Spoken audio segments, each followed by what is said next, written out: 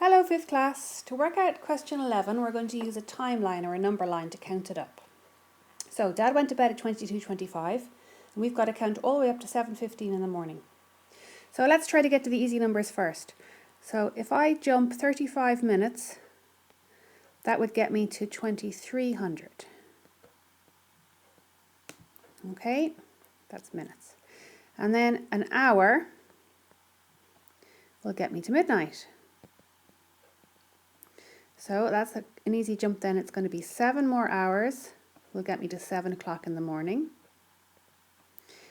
And then just 15 more minutes to get to 7:15.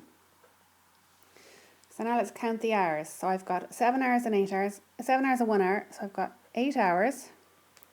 And 35 minutes plus 15 minutes is 50 minutes. That's how long Dad spent in bed.